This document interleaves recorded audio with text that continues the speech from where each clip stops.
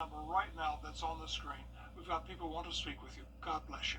News 1226 and Aiken Technical College are giving a salute to seniors. To honor your graduate, submit a non-professional photo of them to wrdw.com/community, and they could be featured on air. All right, what do we got? Looks like 64 yards to the pin. About 64 mile/hour winds. Dude, there's no wind. Having my 64-degree wedge. What's it with you and 64? Are you 64?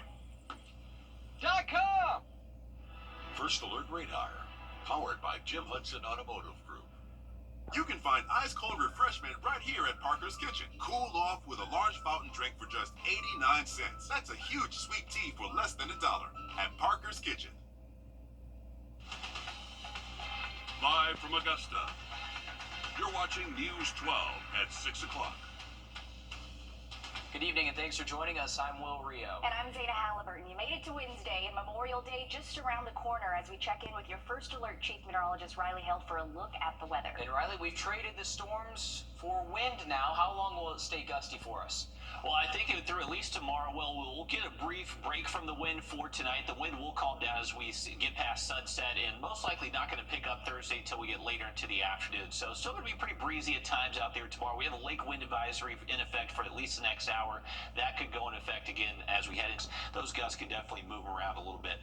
High pressure is trying to move in here, but with this front passing through the region, that's what's bringing us the windy conditions. But behind that front, we are going to see a little bit drier air. So wake up temperatures tomorrow morning close to 60 degrees. This is actually going to be about 10 degrees cooler than what we've been waking up at over the last couple of days. High temps tomorrow, not going to be too far away from average, most likely upper 80s for us here around town. Dry weather tomorrow, but we'll have a look at those rain chances into the weekend in just about 10 minutes. Thanks, Riley. Happening now in downtown Augusta, local businesses and their customers are demanding more help from the city when it comes to Broad Street construction. That's because current plans call for parking to be stripped away and be replaced with bike lanes, and businesses worry that will seriously hurt them.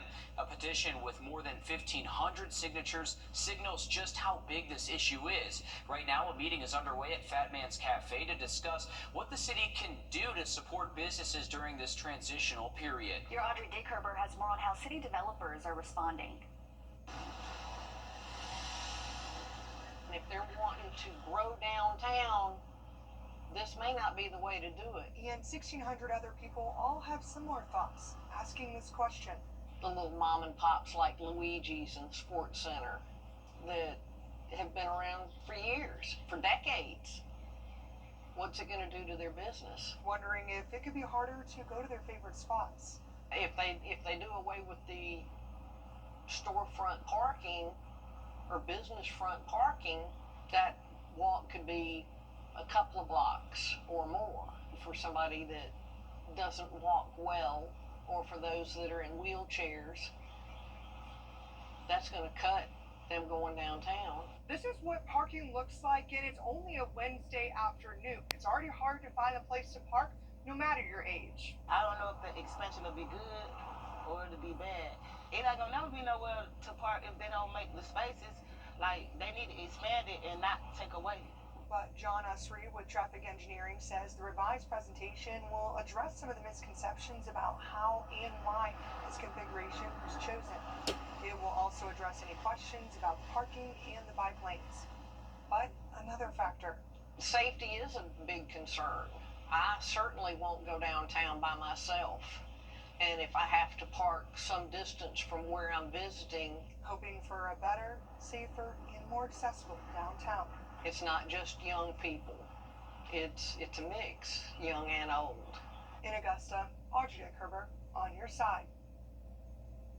Audrey also heard from Augusta Mayor Garnett Johnson today about these concerns. He says, quote, the city of Augusta is committed to supporting our downtown business owners and ensuring that there is adequate parking. And a reminder, with graduation season upon us, expect more traffic over the next week. Evans Town Center Park is closed until Saturday for graduations, and several other venues like the Bell Auditorium and Aikens Convocation Center are jam-packed with graduations. That means give yourself a little extra time to get where you're going. But congratulations to all the grads out there.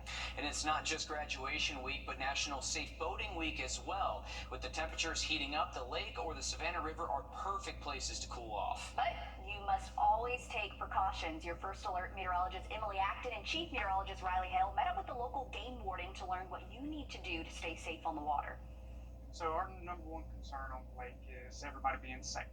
Got to be safe while you're out here on the lake. Memorial Day weekend is upon us, and many will be hitting the lake to enjoy time with family and friends. If you're going to be on a boat, here's what your vessel needs before getting out on the water. They have a Class 1 vessel, which is 16 foot or greater. We're going to ask for life jackets for every person on board. We're going to ask for a serviceable fire extinguisher and also a throwable device. Along with having safety devices, one of the best ways to stay safe is to drive sober. Same legal limit as driving a car as it is to drive a vessel. It's going to be 0.08 is the legal limit. There is no open container law on a vessel, but I recommend if somebody's going to be driving that they do not drink. Paying attention to buoys and knowing what they mean is crucial to staying safe on the water. And each one of them actually have writing to explain what they are. So if you don't know what it is, go ahead and pull up to it to where you can read it and then know exactly what you need to do. And if you're going out for the first time this summer, there may be a few more bumps around the shoreline. The number one issue that I see is floating debris, floating trees. With the fall and the rise of the lake levels, like I said, it'll break loose on trees and you'll have something floating in the middle of the water that is not supposed to be there. All right, y'all ready? Ready. At Clarks Hill Lake, Emily Acton on your side. Luckily, it was a nice day out there on the lake, but we do have a lake wind advisory in effect for the rest of this evening, and we'll likely see it again tomorrow. Have a look at that and also our storm chances into the weekend just after the break. And still ahead, mortgage rates are up, building materials are up, and confidence in the housing market is down. We're checking in on how the state of the local market is faring. Time and Temp, brought to you by your First Alert weather team. Hi, I'm Deborah Alfarone. Spring storms are ravaging the South. The all-new local news live streaming app. Search LNL. Always streaming, always free. A big truck ruined your car. And again on Tuesday, but a little bit drier by next Wednesday. Thanks, Riley. The local housing market haunted by a fear of the unknown. Between an interest rate of 6.92%, rising costs for materials, and an uncertain trade future with U.S. tariffs, it's not looking pretty. But despite these setbacks, homes are still being bought and sold every day. Georgia Dick Herber had percent in April. Meanwhile, about 60% of builders reported in April their suppliers had already increased or planned to increase prices of materials due to tariffs. That's according to data published days ago by the Census Bureau and the Department of Housing and Urban Development. Flowers. It's something that can put a smile on someone's face, whether you're receiving or giving them. For one local group, they're making bouquets to bring to nursing homes, shelters, and hospitals. They're now finding solutions and asking the community to consider donating their leftover flowers from weddings and events in order to brighten someone's day. These flowers are made with a lot of care and are going to some very special people in our area. These are going to go to hospice patients that are part of Inhabit Augusta, to be able to be with them and spend time with them and see how full of joy they still are. It's a great thing. Patricia Proctor is the co-owner of El Rey and founder of the nonprofit Corazon Bonito. The nonprofit is named Corazon Bonito, which translates to Beautiful Heart in English. We founded it in 2023. We always try to do through the restaurant stuff with the community, but obviously having a nonprofit helps so much better to do it in a wider aspect. They host back-to-school bashes, help feed those in need alongside Compass for Hope every Sunday, and most recently helped put together a tea party for hospice patients for Mother's Day. This has been my lifelong dream. We grew up here, so it's a great thing to be able to give back to our community. Corazon Bonito is now asking you if you have any leftover flowers from a wedding or event to consider donating it to them so that they can repurpose it for someone else. Flowers are beautiful, and I think like when you're getting married, you put so much effort and love into picking out the stuff that you're getting, especially the flowers. So I feel like they have a lot of intention and good heart, and it will be sad to go to waste. They'll then go to nursing homes, hospitals, hospice patients, and more, all to brighten someone else's day.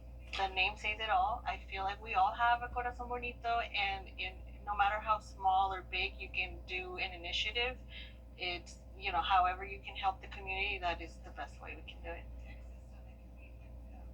I love this. That's great. I really do. They do.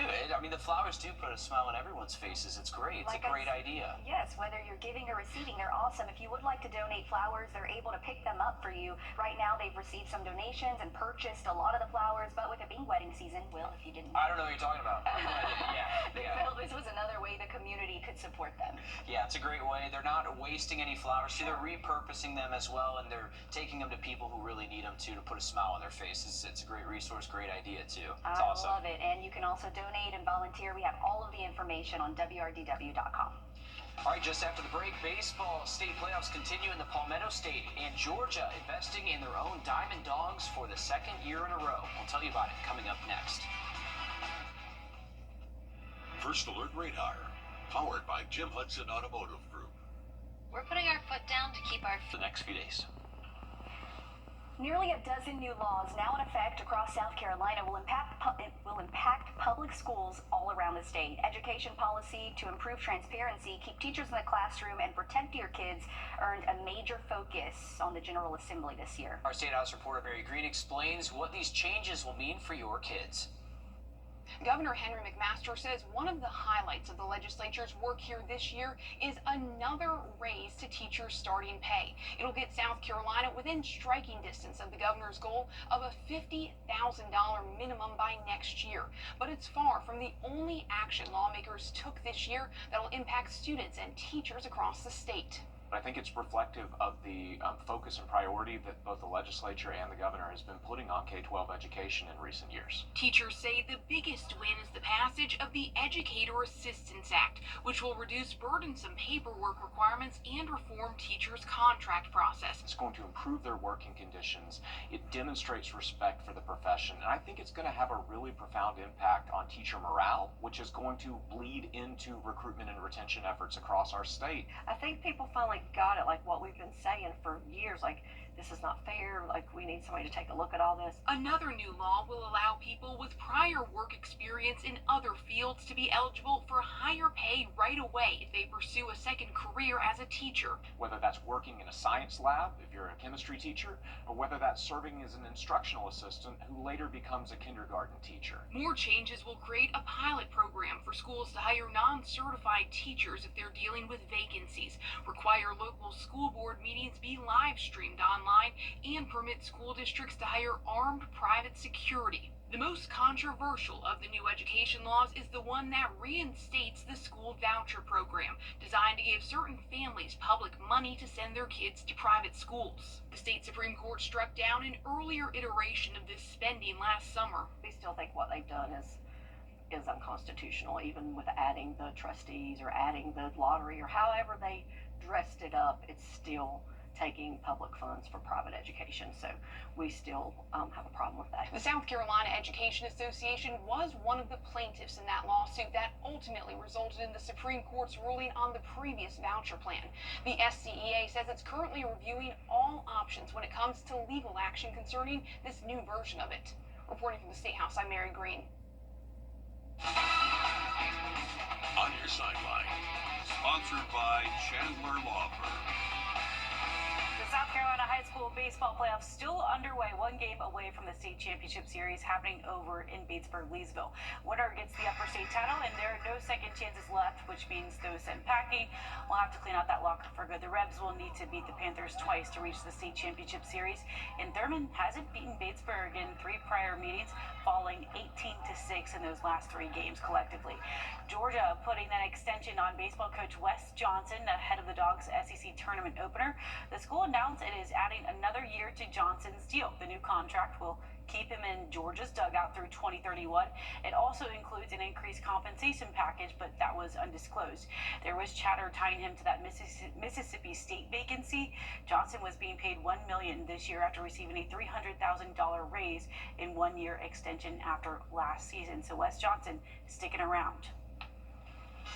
All right, thanks for that, Alyssa. Taking a look at our 3-degree guarantee brought to you by Tub Doctor. Our forecast 91, actual high 90, so $50 heading towards the Kevin and Brittany Kisner Foundation. Another quick look at our 7-day again just after a short break.